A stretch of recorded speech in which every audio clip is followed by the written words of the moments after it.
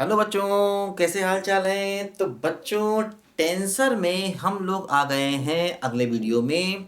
और यहाँ से हमारा एक और इम्पॉर्टेंट कॉन्सेप्ट शुरू होता है। एक तरीके से हम ये कह सकते हैं अब हम टेंसर के सेकेंड टॉपिक पर आ चुके हैं, है ना। फर्स्ट चैप्टर हम लोगों ने ख़त्म कर लिया है, अब हम सेकेंड चैप्टर पर टेंसर के आ चुके हैं। और इस चैप्टर में सबसे पहला कॉन्सेप्ट जो हमें पढ़ना है वो है कोवेरिएंट एंड कंट्रावेरिएंट। देखो ध्यान दो बच्चों, टेंसर जो है ना, ये वेक्टर और फंक्शन का एक मिला जुला फॉर्म है ना। मतलब टेंसर में फंक्शन की भी बहुत सारी खूबियां होती हैं और बहुत सारी खूबियां इसमें वेक्टर की भी होती हैं, है ना। तो कई बार एक टर्म आता है ट्रांसफॉर्मेशन। ये मैंने बताया था, ट्रांसफॉर्मेशन क्या है, एक प्रकार के फंक्शन का ही दूसरा फॉर्म है। तो जैसे मैंने स्टार्टिंग में बताया था कि आखिर टेंसर की स्टार्टिंग कैसे हुई है, अगर आप बेसिक वीडियो देखेंगे तो वहां पर मैंने समझाया था। अब जरा हम टेंसर को मैथमेटिकली डिफाइन करने की तरफ आगे बढ़ रहे हैं कि आखिर टेंसर को एक फार्मूले की हेल्प से कैसे डिफाइन कर दिया जाए। देखो, वैसे तो मतलब कई डेफिनेशन टेंसर की हैं, जिसमें से एक डेफिनेशन ये है कि टेंसर का मतलब ऐसी क्वांटिटी जिसके पास बहुत सारी डायरेक्शन हो। जैसे हम पढ़ते हैं कि स्केलर, एक फिर हम पढ़ते हैं वेक्टर, है ना। तो स्केलर का मतलब उसके पास डायरेक्शन नहीं है। फिर वेक्टर का मतलब मैंने बताया था जिसके पास डायरेक्शन भी हो और वो लॉ ऑफ वेक्टर एडिशन को फॉलो करे। ये सब मैंने स्टार्टिंग में आपको समझाई थी बातें। अच्छा, टेंसर एक नया टर्म आया। टेंसर नया टर्म इसलिए आया, जैसे मान लो किसी क्वांटिटी के पास बहुत सारी डायरेक्शन है तो आप क्या करोगे। या मान लो कोई ऐसी क्वांटिटी है जो लगातार अपनी डायरेक्शन बदल रही है तो आप क्या करोगे, है ना। क्योंकि वेक्टर में तो यूनिक डायरेक्शन होती है, लेकिन कुछ क्वांटिटी ऐसी होती है जिनके पास बहुत सारी डायरेक्शंस होती हैं। इसलिए टेंसर को मैथमेटिकल फॉर्म दिया गया। तो टेंसर का मतलब कुछ लोग ऐसा भी बोलते हैं कि टेंसर का मतलब एक ऐसी क्वांटिटी जिसके पास बहुत सारी डायरेक्शंस हों। ये भी टेंसर की एक डेफिनेशन है। तो इसलिए क्या होता है, स्केलर, स्केलर का मतलब जिसके पास कोई डायरेक्शन नहीं है, और वेक्टर, वेक्टर का मतलब जिसके पास यूनिक डायरेक्शन है। तो स्केलर और वेक्टर ये दोनों ही टेंसर के एक स्पेशल केस बन जाते हैं। मतलब टेंसर के स्पेशल केस स्केलर और वेक्टर दोनों ही हो गए। तो टेंसर की ये भी एक डेफिनेशन है, चाहे तो आप लिख लो, एक ऐसी क्वांटिटी जिसके पास बहुत सारी डायरेक्शंस हों। और स्केलर और टेंसर ये दोनों ही, स्केलर और वेक्टर ये दोनों ही टेंसर के स्पेशल केस हो जाते हैं। एक आप इसकी डेफिनेशन ये लिख सकते हो टेंसर की। अच्छा, फिर देखो इसकी मैथमेटिकल डेफिनेशन आती है। तो मैथमेटिकल डेफिनेशन को समझने के लिए हम लोग कुछ स्टेप बाय स्टेप आगे बढ़ेंगे। देखो, इनमें सबसे पहला बच्चों जो कॉन्सेप्ट आता है, ये कॉन्सेप्ट बच्चों आता है कंट्रावेरिएंट वेक्टर्स। देखो, कंट्रावेरिएंट वेक्टर्स, ठीक है। ये हम लोग टेंसर को समझने के लिए कुछ पहले कॉन्सेप्ट पढ़ रहे हैं। मतलब ये एक्चुअली टेंसर क्या है ना, अकेला नहीं है, इन सबको मिला के टेंसर बनाया जाता है। जैसे आपसे कहा जाए एलजबरा, एलजबरा क्या है, तो एलजबरा में सोल्यूशन ऑफ इक्वेशन भी आ जाता है, क्वाड्रेटिक इक्वेशन भी आ जाता है, मोर देन 2 वेरिएबल भी आ सकता है। जैसे आप कहते हो कैलकुलस, तो कैलकुलस में क्या है, कैलकुलस में डिफरेंशिएशन भी है, इंटीग्रेशन भी है, मोर देन 1 वेरिएबल भी है ना। तो इसी प्रकार टेंसर क्या है, कुल मिला के एक बड़ा टॉपिक है जिसमें कई सारे कंटेंट हैं। तो उसका पहला जो टर्म है मैथमेटिकली, मैथमेटिकली अगर हम बात करें भाई, थ्योरेटिकली तो ये डेफिनेशन हो गई कि भाई ऐसी क्वांटिटी जिसके पास कई सारी डायरेक्शंस हो, है ना। और स्केलर और वेक्टर दोनों टेंसर के स्पेशल केस हो जाते हैं। एक डेफिनेशन ये हो गई, ये थ्योरेटिकली हो गई। अब मैथमेटिकली कैसे डिफाइन किया जाए टेंसर को, इस डायरेक्शन में हम लोग थोड़ा सा आगे बढ़ रहे हैं। तो उसमें सबसे पहला स्टेप होता है कंट्रावेरिएंट वेक्टर क्या होता है। देखो बच्चों ध्यान दो, जैसे मान लो मेरे पास दो सिस्टम है, एक सिस्टम मान लो ये है और एक सिस्टम मान लो ये। सिस्टम से मतलब आप ये मान लो, जैसे कि मान लो हमने कहा कि भाई मेरे पास एक एक्स वाई जेड एक्सिस है ना, और एक दूसरा मैंने यहां पर ले लिया एक्स डैश वाई डैश और जेड डैश। ऐसे करके मान लो मैंने दो अलग अलग ये सिस्टम ले लिए, है ना। मतलब दो अलग अलग मेथड ले लिए किसी चीज को देखने के, या किसी चीज को ऑब्जर्व करने के, मेजर करने के दो अलग अलग तरीके ले लिए। फिजिक्स में इसी चीज को फ्रेम ऑफ रेफरेंस भी कहा जाता है। टेंसर का यूज फिजिक्स में ही बहुत ज्यादा होता है, ध्यान देना। तो जैसे मान लो एक फ्रेम ऑफ रेफरेंस ये है, एक फ्रेम ऑफ रेफरेंस ये है, वैसे ही मैंने मान लिया कि एक फ्रेम ऑफ रेफरेंस ये है, एक फ्रेम ऑफ रेफरेंस ये है, या ऐसा कर दो ये दो सिस्टम है। इनको हम सिस्टम भी कह सकते हैं या फ्रेम ऑफ रेफरेंस भी कह सकते हैं या दो अलग अलग देखने के तरीके भी कह सकते हैं। जो मर्जी हो आप इसके लिए लैंग्वेज को यूज़ कर सकते हैं, बस समझ में आना चाहिए, ध्यान देना। देखो जैसे कि मान लो ये एक सिस्टम है और इस सिस्टम में जो वेरिएबल्स हैं वो x1, x2, x3, xn है। मान लीजिए इस सिस्टम के वेरिएबल्स ये हैं। जैसे देखो इस सिस्टम के वेरिएबल क्या है, x, y, z, मतलब जिनके टर्म में आप चीज़ें लिखोगे। जैसे अगर आप कोई भी चीज़ यहाँ पर लिखोगे तो small x, small y, small x, z में लिखोगे। यहाँ पर अगर आप कोई चीज़ लिखोगे तो x डैश, y डैश और z डैश के टर्म में लिखोगे। ये इसके वेरिएबल्स हैं, ये इसके वेरिएबल्स हैं, स्मॉल x, y, z, है ना। तो जैसे मान लो इस सिस्टम के ये वेरिएबल्स हैं और मान लो इस सिस्टम के ये वेरिएबल्स हैं x dash 1, x dash 2 and so on x dash n। ये मान लो इस सिस्टम के वेरिएबल है, ठीक है। अच्छा मान लो कई सारे फंक्शन आपने यहाँ पर लिए हैं। मान लो यहाँ पर आपने कई सारे फंक्शन लिए हैं। मान लो आपने एक फंक्शन लिया है a1, एक लिया है a2 और एक लिया है an। इन जनरल इसको हम ai कह सकते हैं। ai मतलब कई सारे फंक्शन हमने लिए, मतलब कई सारी चीज़ें हमने ली। जैसे कि मान लो इस सिस्टम में हमने एक सर्कल ले लिया, एक पैराबोला ले लिया, एक इलिप्स ले लिया। इस सिस्टम में भी हमने कुछ अलग अलग चीज़ें ले ली, है ना, ऐसे है। तो मान लो ये जो a1 है ये इन्हीं का फंक्शन है, मतलब ये है a1 ऑफ x1, x2 से लेकर xn। भाई होगा ही भाई, अगर इस सिस्टम के ये वेरिएबल हैं और इस सिस्टम में आप कोई भी अगर इक्वेशन लोगे तो इन सबका वेरिएबल होगा ही होगा, वो इसमें कौन सी नई बात है। वैसे यहाँ पर भी अगर आप इस सिस्टम में कुछ भी इक्वेशन लोगे तो वो एक्स वाई जेड के टर्म में ही आएगी। इस सिस्टम में कोई इक्वेशन लोगे तो X dash Y dash Z dash के टर्म में वो आएगी, इसमें कौन सी बड़ी बात है, बात समझे ना। इसी प्रकार a2 भी फंक्शन है, a2 ऑफ x1, x2। ये देखो मैं आपको कई बार बेटा बता चुका हूँ कि ये मत समझना a2 इससे मल्टीप्लाई है, ये a2 फंक्शन है इन चीज़ों का और वो होगा ही क्योंकि इसके ये वेरिएबल है। इसी प्रकार an भी फंक्शन है x1, x2 से लेकर xn चीज़ों का, मतलब ये n चीज़ें यहाँ पर हमने डिफाइन की।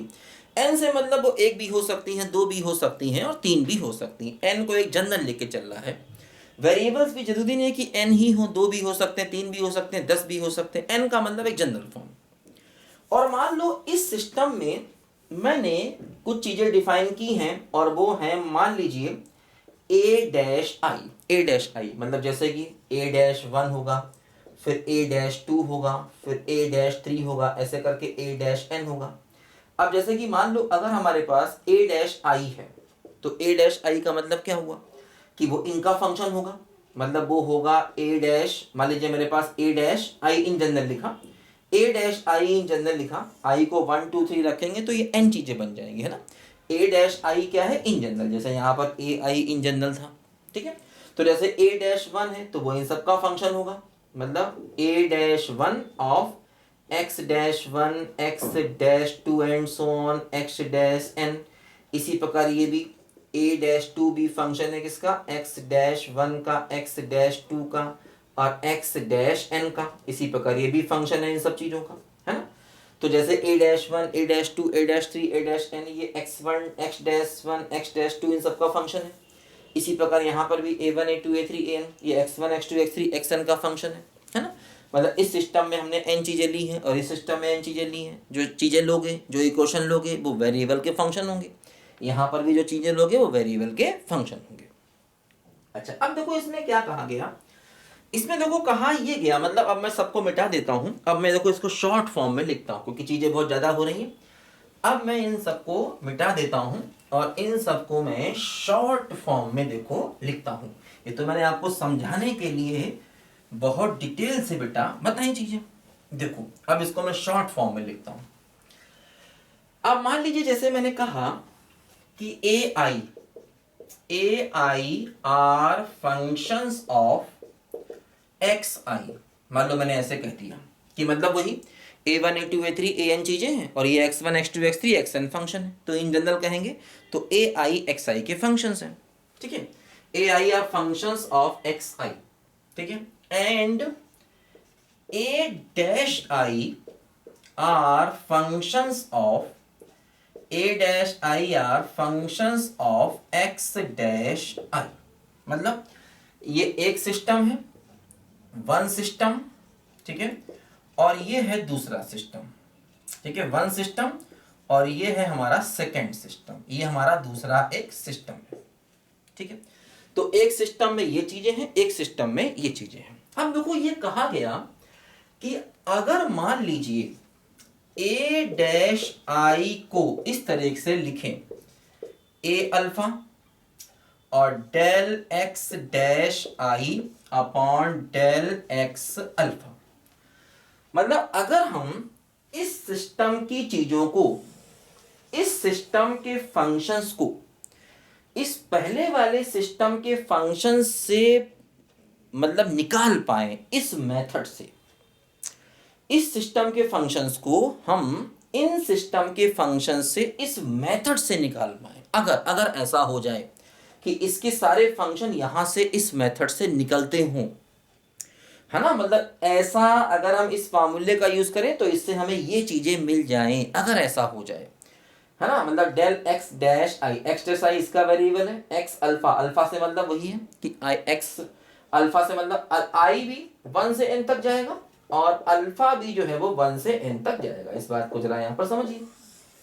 ठीक है, तो अगर हम इस सिस्टम की चीजें इस सिस्टम से इस मेथड से निकाल पाए तो इसी को हम कहते हैं कंट्रावेरिएंट वेक्टर, मतलब इस वाले सिस्टम को कहा जाता है, जैसे ए डैश आई है जो है ना, ए डैश आई को कहा जाता है कंट्रावेरिएंट वेक्टर और इसको ए अल्फा को कहा जाता है कंपोनेंट्स ऑफ कंट्रावेरिएंट वेक्टर।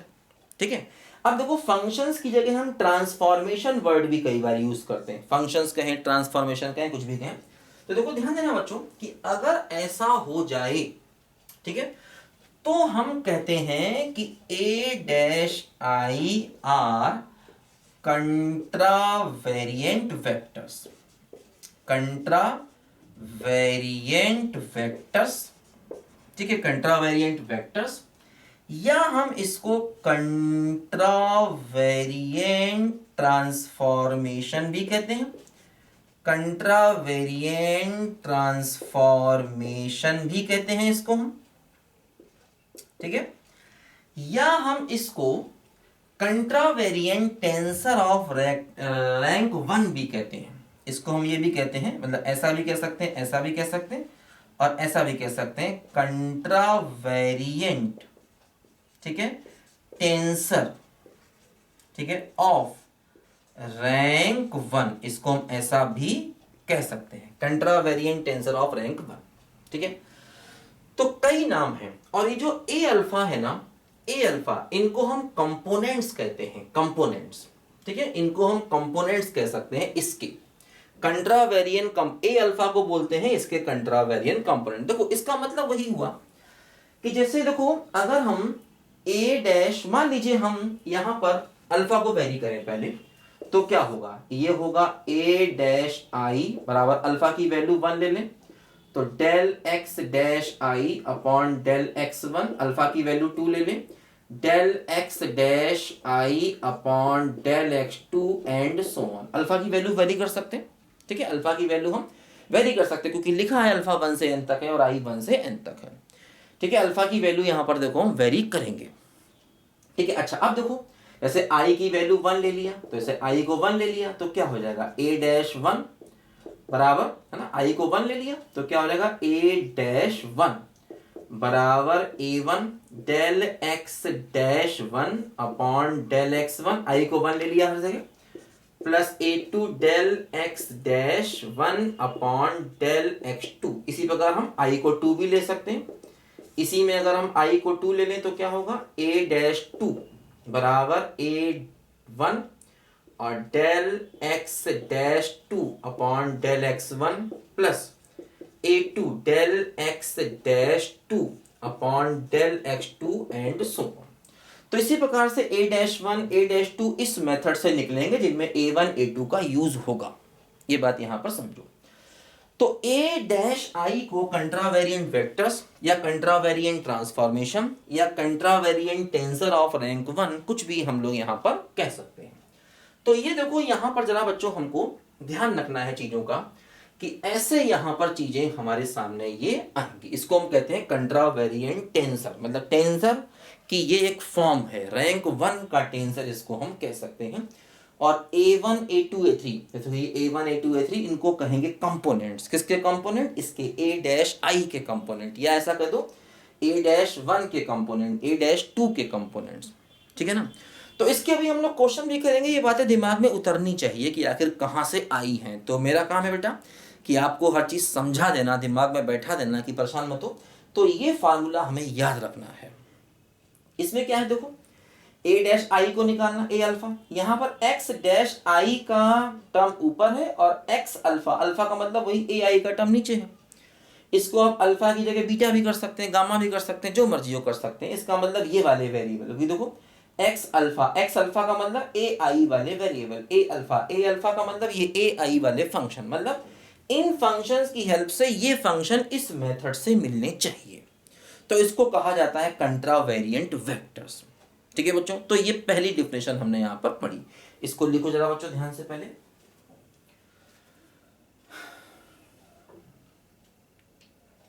अच्छा, अब देखो सेकेंड डेफिनेशन देखो क्या है। सेकेंड डेफिनेशन बच्चों होती है कोवेरिएंट वेक्टर, है ना। ये है कंट्रावेरिएंट वेक्टर। सेकेंड देखो बच्चों आता है कोवेरिएंट वेक्टर्स। गाड़ी बुला रही है, सीटी बजा रही है, चलना ही जिंदगी है, चलती ही जा रही है, गाड़ी बुला रही है। ठीक है, कोवेरिएंट वेक्टर्स। ठीक है, कोवेरिएंट वेक्टर देखो ये क्या होता है। फिर देखो वही चीज है कि मान लीजिए AI जो है ये n फंक्शंस हैं, AI जो है ये n फंक्शंस हैं ऑफ वेरिएबल्स। वेरिएबल्स क्या है इसके? फिर वही है x1 x2 या xi कह लो। इन जनरल xi का मतलब वही क्या कि x1 x2 x3 से लेकर xn, और AI का मतलब फिर वही क्या A1 A2 A3 से लेकर AN। ठीक है। अच्छा, और देखो एक तो एक सिस्टम हो गया, ये क्या हो गया, एक सिस्टम हो गया, वन सिस्टम हो गया। अब मान लीजिए एक और सिस्टम है, उस सिस्टम में ऐसे है A-I, यहां पर देखो सब कुछ नीचे ले रहे हैं, यहां सब कुछ नीचे ले रहे हैं। ठीक है, A-I है मान लो, दूसरा सिस्टम है। और ये जो सिस्टम है इसमें भी ये n फंक्शंस हैं, Rn functions of variables. Variables क्या है? फिर वही क्या X-I, ये हमारा हो गया सेकेंड सिस्टम, एक दूसरा सिस्टम है। और ये उस सिस्टम के फंक्शंस हैं और ये उस सिस्टम के वेरिएबल्स हैं। जैसे बताया था मैंने कि भाई कोई भी सिस्टम होता है उसमें जो भी आप लिखोगे वो उसके टर्म में ही लिखा जाएगा हमेशा, है ना। जो भी आप इक्वेशन निकालोगे, जिनमें भी जो भी फंक्शन आप बनाओगे वो फंक्शन हमेशा वेरिएबल के टर्म में ही निकलता है। ठीक है ना, वही चीज है बिल्कुल। तो जैसे मान लो ये हमारे पास दो अलग अलग सिस्टम के दो अलग अलग फंक्शंस हैं, और इसमें अगर मान लो ऐसा हो जाए A-I की वैल्यू जो है वो हो जाए A अल्फा और del X alpha upon del XI dash, del X dash I। देखो बस इसमें क्या अंतर हो गया, जो पुराना वाला था और जो अभी जो हमने कंट्रावेरिएंट पढ़ा था और जो कोवेरिएंट पढ़ा, देखो इसमें क्या अंतर है। उसमें ये ऊपर था ये नीचे था, बस उसका उल्टा कर दिया और कुछ नहीं किया, उसका रेसिप्रोकल कर दिया। ठीक है, तो अगर ये दूसरे सिस्टम के फंक्शंस, अगर ये दूसरे सिस्टम के फंक्शंस पहले फंक्शंस की हेल्प से इस मेथड से आए, तो इस दूसरे सिस्टम्स को मतलब A-I को कहा जाता है R कोवेरिएंट वेक्टर्स। ठीक है, कोवेरिएंट वेक्टर्स, या इसको हम कोवेरिएंट ट्रांसफॉर्मेशन भी कह सकते हैं। ठीक है, या इसको हम covariant tensor, covariant tensor of rank 1 भी कह सकते हैं। ठीक है, और इसका मतलब भी देखो वही, जैसे कि मान लो हम इसको वेरी करें, A-I है मान लो, तो अल्फा की वैल्यू 1 ले लें पहले, तो ऐसे हो जाएगा, अल्फा की वैल्यू 1 ले लें, फिर अल्फा की वैल्यू 2 ले लें, ठीक है।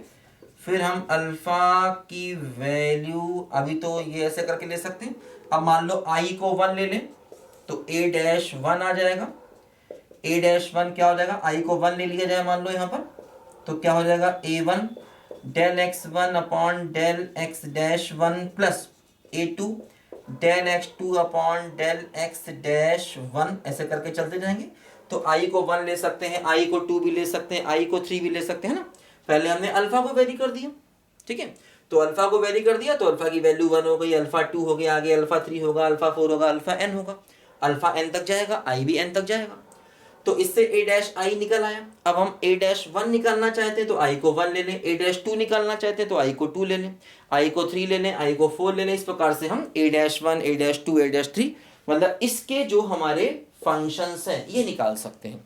ये n फंक्शंस है ना, a dash 1, a dash 2, a dash 3, a dash n, तो ये फंक्शंस इस a1, a2, a3 की हेल्प से निकल आएंगे। वही तरीका देखो यहाँ पर हो गया। मतलब n से मतलब एक जनरल है, n की वैल्यू 2 भी हो सकती, 3 भी हो सकती, 10 भी हो सकती है। तो a डैश 1, a डैश 2, जैसे कि हमने क्या बताया, i को 1 लिया तो a डैश 1 आ जाएगा। ये n तक जाएंगी चीजें ना। i को 2 ले लेंगे तो a डैश 2 आ जाएगा, i को 3 ले लेंगे तो a डैश 3 आ जाएगा। इस प्रकार से हम सारे के सारे ये a dash 1, a dash 2, a dash 3, a dash n को निकाल सकते हैं। तो अगर हम इस मेथड से निकालते हैं तो इन क्वांटिटीज को, इनको कहते हैं कोवेरिएंट वेक्टर्स, है ना। या कई बार पूरे कॉन्सेप्ट को ही हम कोवेरिएंट वेक्टर कह देते हैं, मतलब स्पेसिफिक ना कह के कि कहते हैं भाई पूरा कॉन्सेप्ट कोवेरिएंट वेक्टर है, ये पूरा कॉन्सेप्ट या ये पूरा कॉन्सेप्ट कोवेरिएंट टेंसर है। किसी पर्टिकुलर को ना बोल के कहते हैं कि भाई ये टेंसर 1 का कॉन्सेप्ट है, रैंक 1, टेंसर ऑफ रैंक 1 का ये कॉन्सेप्ट है पूरा कॉन्सेप्ट। इसी प्रकार पिछला वाला भी कोवेरिएंट है ना, टेंसर ऑफ रैंक 1 का पूरा कॉन्सेप्ट है। ऐसी टर्मिनोलॉजी हम यूज कर सकते हैं। तो बच्चों ये टेंसर का पहला स्टेप है ना। इसको हम टेंसर एलजबरा भी कई बार कहते हैं, ठीक है, टेंसर एलजबरा। तो ये चीजें आपस में बड़ी मिली जुली होती हैं, ठीक है ना। तो ये हमने टेंसर का पहला कॉन्सेप्ट पढ़ा। अभी हम टेंसर ऑफ रैंक 2 या मल्टीपल रैंक के टेंसर भी 1 बाय 1 पढ़ेंगे। तो मेन चीज बच्चों समझ समझ के पढ़ना चाहिए। अभी हम इनके क्वेश्चन भी करेंगे, परेशान मत होइएगा, टेंशन मत लीजिएगा। टेंसर पढ़ रहे हैं तो टेंशन मत लीजिएगा, मस्त पढ़ते रहिए, एंजॉय करते रहिए। तब तक के लिए बाय बाय।